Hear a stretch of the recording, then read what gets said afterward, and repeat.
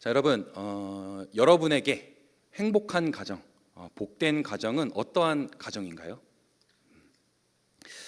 시대별로 행복한 가정, 또 이 복된 가정의 기준은 계속 변화되어 왔습니다.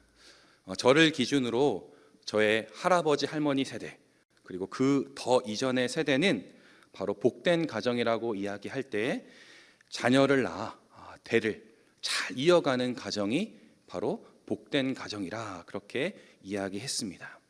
그래서 자녀를 많이 낳으면 많이 낳을수록 복이 넘치는 가정이구나라고 그렇게 이야기했습니다. 그리고 저의 부모님 세대는 낭만의 시대라고 해서 사랑하는 사람과 함께 있는 것이 복된 가정의 가장 큰 기준이었습니다. 그렇다면 오늘날 저와 같은 세대의 사람들에게 가장 행복한 복된 가정은 어떠한 가정일까요? 낭만 시대에 결혼하셨던 부모의 세대를 보고 자란 저희 세대는 사랑으로 결혼했지만 매일매일 다툼이 넘쳐나는 부모님들을 보면서 사랑으로는 절대 행복할 수 없구나라는 것을 깨닫고 가장 우선순위가 되는 것이 무엇이냐? 바로 내가 편한 가정이 복된 가정이다. 그렇게 생각하는 세대가 되었습니다. 그래서 이들에게 결혼에 있어서 가장 중요한 것은 조건입니다. 나를 편하게 해줄 수 있는 것, 그것이 무엇인가? 그 조건이 바로 결혼에 있어서 가장 중요한 요소가 되었습니다. 이러한 세대의 이 사람들의 결혼을 보면 금방 헤어집니다. 어떤 사람은 신혼여행을 가서 이혼한 그런 가정들도 있고요. 결혼한 지 3개월밖에 되지 않았지만 헤어지는 가정들도 많이 있습니다. 이혼율이 급증하고 있는 것이죠. 그렇다면 여러분, 성경이 말하는 행복한 가정, 복된 가정은 어떠한 가정일까요? 오늘 이 시편 말씀이 그 해답을 주고 있습니다. 오늘의 이 본문 말씀 1절을 한번 같이 읽겠습니다. 여호와를 경외하며 그의 길을 걷는 자마다 복이 있도다. 4절도 같이 읽겠습니다. 여호와를 경외하는 자는 이같이 복을 얻으리로다. 성경이 말하는 행복한 가정, 복된 가정은 어떠한 가정이죠?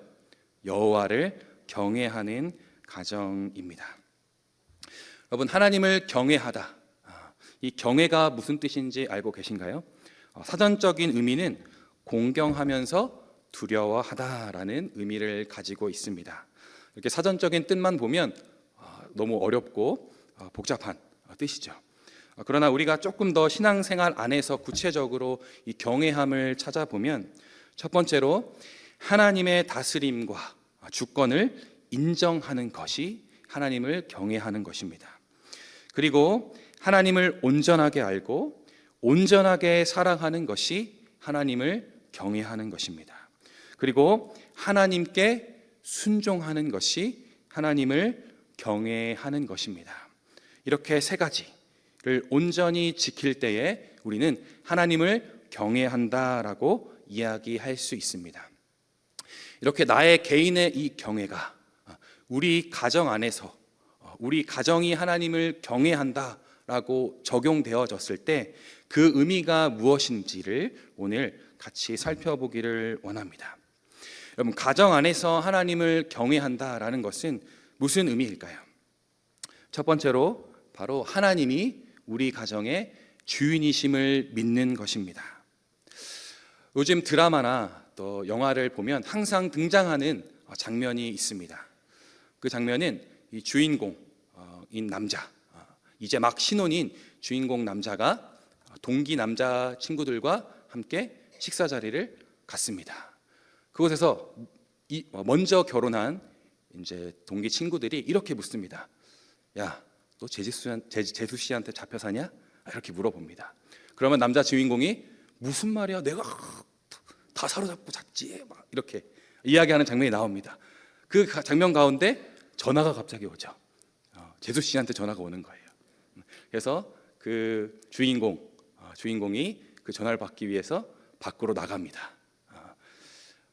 아내를 잡고 산다는 그 주인공 어떻게 반응하죠? 미안해, 금방 들어갈게. 잡혀 사는 것을 볼 수 있습니다. 여러분, 이렇게 재밌는 장면이고 웃긴 장면이긴 하지만, 여러분, 세상 사람들은 이 가정 안에서 주도권을 잡으라고 그렇게 이야기합니다. 남편이 가정을 다스려야지. 아내들은 남편한테 주도권을 뺏기면 안 돼, 경제권을 다 가져와 라고 그렇게 이야기하는 세대가 오늘날의 세대입니다. 여러분, 주도권을 잡으라는 이 세상의 말은 다른 말로 이야기하면 너가 가정의 하나님이 되어야 해 라고 말하는 것과 같습니다. 세상 사람들은 가정에서 하나님이 되려고 합니다. 세상의 가정은 하나님이 되려는 부부간의 싸움이 가득한 전쟁터가 되어 버렸습니다. 제가 32년을 살았거든요. 32년 인생 가운데 저희 부모님의 싸움들을 분석한 결과 답이 나왔습니다. 따라해 볼까요? 자존심 싸움. 자존심, 그것 때문에 싸우는 겁니다. 결국 내가 하나님이 되려고 하기 때문에 싸우는 싸움이 대부분이다라는 것이죠. 근데 여러분, 이렇게 내가 하나님이 되려는 이 죄된 모습으로 싸우는 그 싸움은 단순히 부부간의 문제로 끝나지 않습니다. 그 문제는 자녀들에게까지도 흘러갑니다. 하나님이 되려고 싸우는 부모들을 보는 이 자녀들은 어떠한 마음을 가지고 있냐면, 내가 버림받겠구나라는 두려움을 가지고 있습니다. 나를 보호해주고 나를 지켜줘야 할 부모라는 사람들이 매일 다투고 싸우는 모습을 보면 내가 이 가정에서 버림받겠구나라는 두려움에 휩싸이게 됩니다. 그리고 그 두려움은 부모를 숭배하게 만듭니다. 부모가 힘들어하는 것들, 힘들어하는 문제를 자녀들은 버림받지 않기 위해서 책임지려고 합니다. 부모의 문제를 자녀들이 해결하려고 하는 것이지요. 이것은 마치 옛날 사람들이 비가 오지 않으면 어떠한 생각들을 하죠?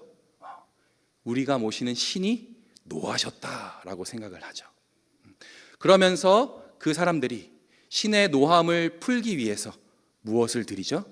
제사를 드립니다. 신이 흡족할 만한 제사를 드려요. 그리고 비가 내리면 신이 노하심을 풀었구나라고 생각합니다.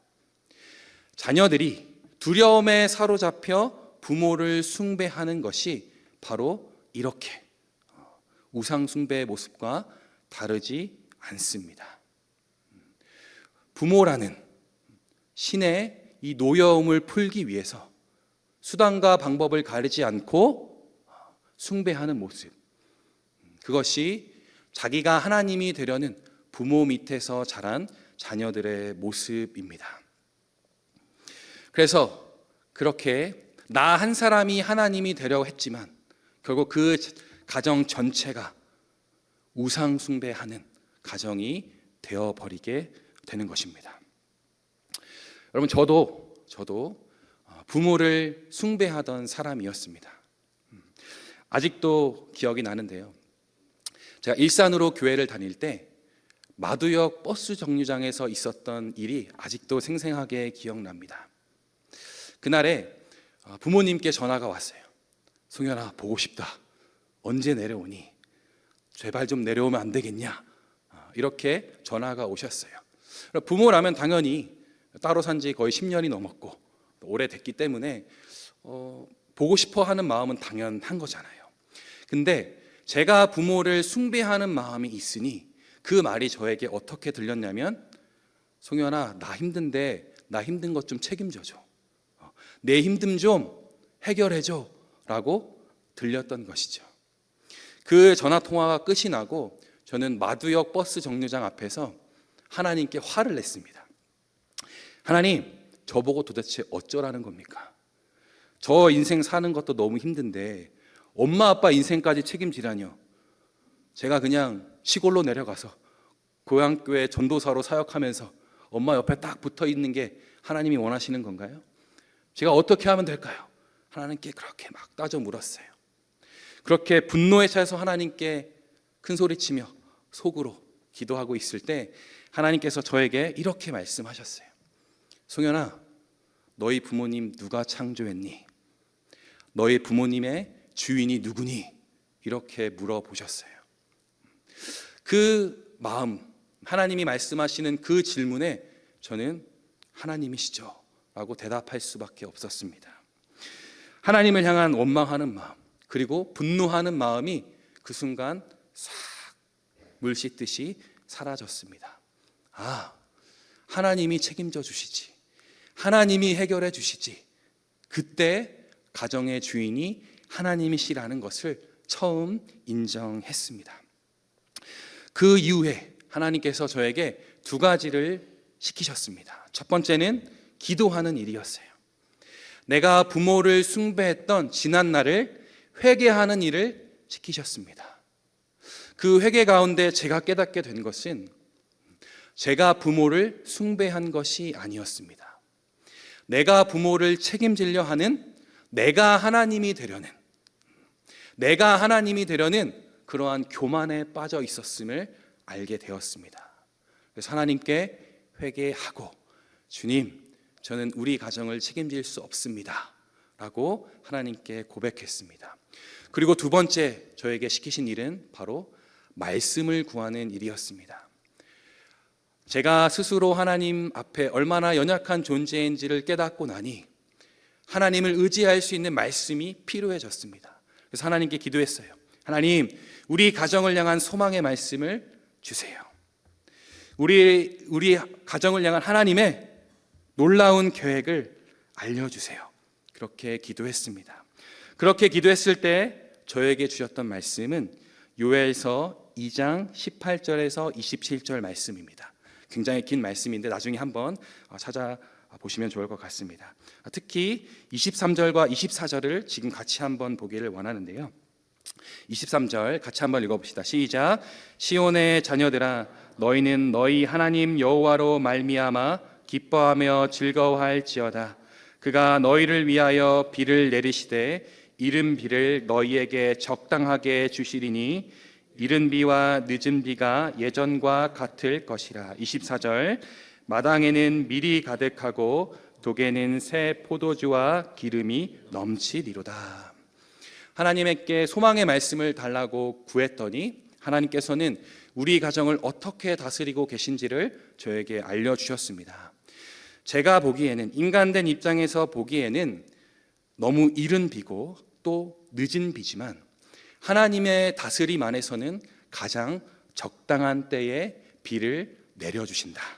그것이 바로 하나님이 우리 가정을 다스리시는 원리였습니다. 그 뒤로 제가 또 다시 나의 가정의 주인이 되려고 할 때마다 저는 이 요엘서의 말씀을 피고 하나님 앞에 다시 무릎 꿇게 되었습니다. 그때마다 하나님이 우리 가정의 주인이시지, 우리 부모님의 주인이시지, 우리 누나의 주인이시지, 그렇게 인정하며 하나님을 경외할 수 있게 되었습니다. 여러분, 하나님의 주인이심을 인정하는 것은 여러분 기도하는 것입니다. 그리고 회개하는 것입니다. 여러분이 가정의 주인이 되려고 했던, 여러분이 가정의 하나님이 되려고 했던 그 모든 행위와 마음 다 하나님께 회개할 때 내가 하나님이 우리 가정의 주인이심을 인정할 수 있습니다. 그리고 하나님의 주인 되심을 인정할 때 하나님께서 우리에게 가정을 향한 소망의 말씀을 주십니다. 그 말씀을 꼭 받으시기를 간절히 소망합니다.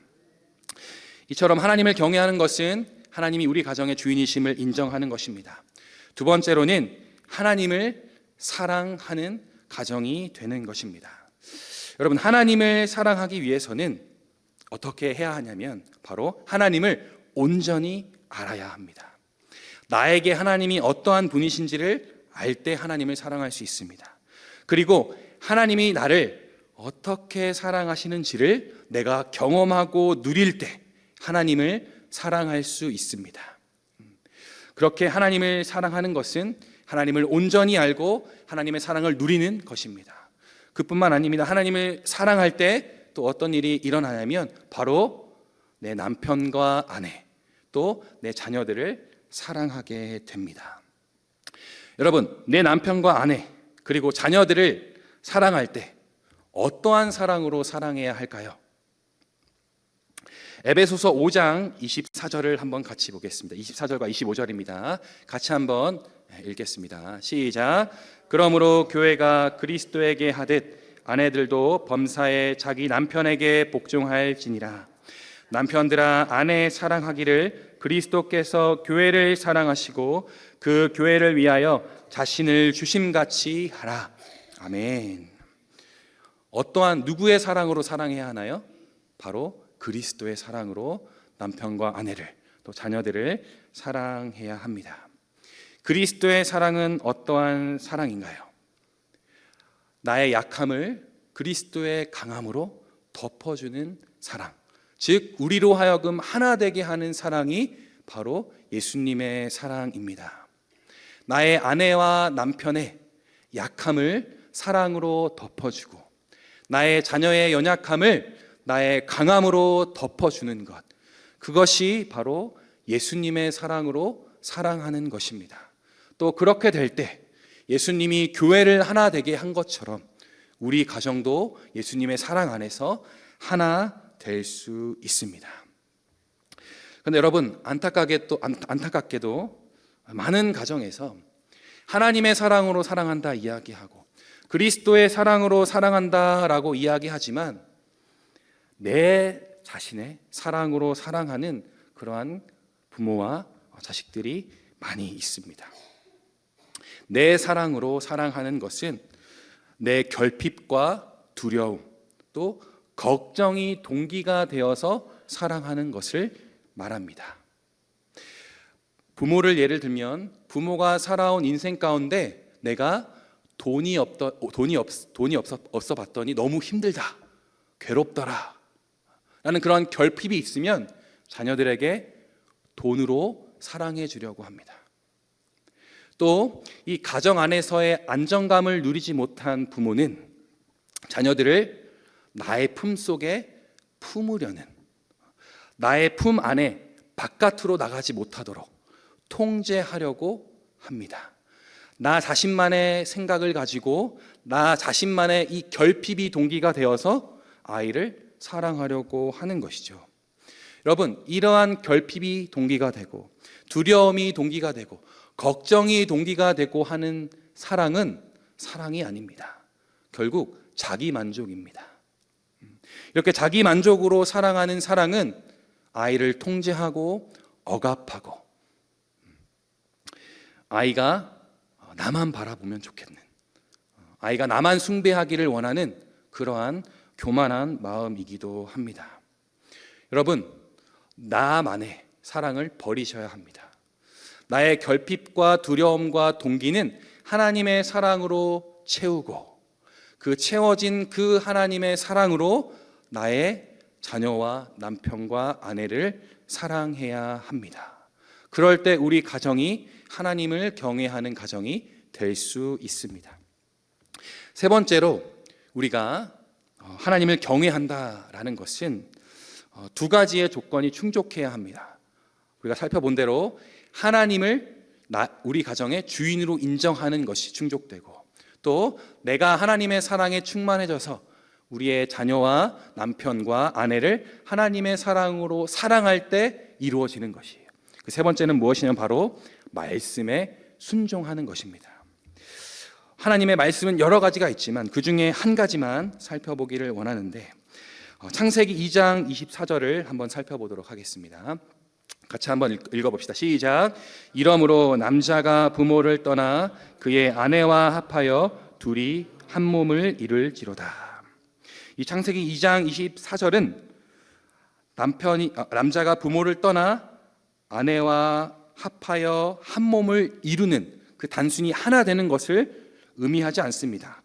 창세기 1장 28절도 한번 같이 보겠습니다. 같이 한번 읽어봅시다. 시작. 하나님이 그들에게 복을 주시며 하나님이 그들에게 이르시되 생육하고 번성하여 땅에 충만하라. 땅을 정복하라. 바다의 물고기와 하늘의 새와 땅에 움직이는 모든 생물을 다스리라 하시니라. 이 창세기 2장 24절의 말씀은 우리가 단어로 표현하면 바로 부모로부터의 독립입니다. 이 독립은 또 다른 말로 분립입니다. 또 이 분립은 또 다른 말로 확장입니다. 즉 남자가 부모를 떠나는 것은, 그래서 아내와 한 몸이 되는 것은 하나님 나라의 확장입니다. 하나님을 믿는, 하나님을 경외하는 가정은 이 말씀에 순종해야 합니다. 그러므로 부모는 자식들을 양육할 때 그 목적이 분명합니다. 바로 독립을 위해서, 하나님 나라의 확장을 위해서, 분립을 위해서 자녀들을 양육해야 합니다. 근데 많은 한국 사회의 부모들은 이 독립이라 하면 재정적인 독립을 생각합니다.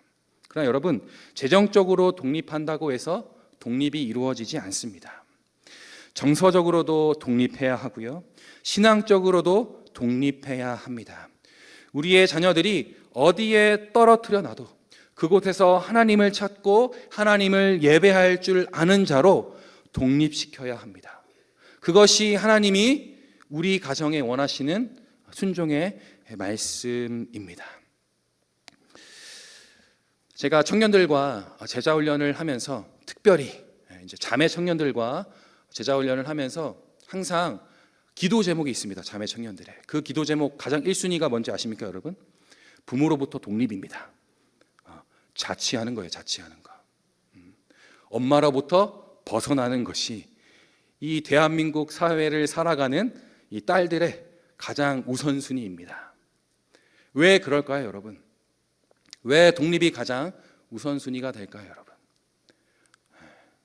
부모들이 하나님을 경외하지 않기 때문입니다. 딸들을 내 손 안에 두고 싶어서 그렇습니다. 여러분, 이건 굉장히 심각한 일입니다. 우리 자녀들을 세상으로 보내고 우리 자녀를 분립시켜서 하나님 나라를 확장시켜야 될 이 부모들이 독립을 싫어합니다. 분립되는 것을 미워합니다. 확장되어지는 것을 거부합니다. 여러분을 한번 돌아보시기 바랍니다. 나는 나의 자녀가 하나님 나라를 확장하는데 분립되어지고 독립되기를 원하십니까? 아니면 나의 자녀가 나와 평생 있으면 좋겠다 생각하고 계십니까? 만약 그렇다면 회개하셔야 합니다. 회개하셔야 합니다. 그래서 여러분, 헬리콥터 부모라고 들어보셨습니까? 자녀를 단 한순간도 떼어놓지 못해서 헬리콥터 마냥 계속 자녀를 따라다니는 부모를 바로 헬리콥터 부모라고 이야기합니다. 여러분, 유치원 교사들의 이야기들을 들어보고 또 초등학교 교사들의 이야기를 들어보면 이 대한민국 사회에 헬리콥터 부모들이 너무나도 많습니다. 자녀를 독립시키기보다 내 손 안에 두어서 내 뜻대로 자지우지하려는 그러한 부모가 이 세상에 가득합니다. 여러분, 세상은 그렇게 살아갑니다. 그러면 하나님을 경외하는 자들은 어떻게 해야 할까요, 여러분?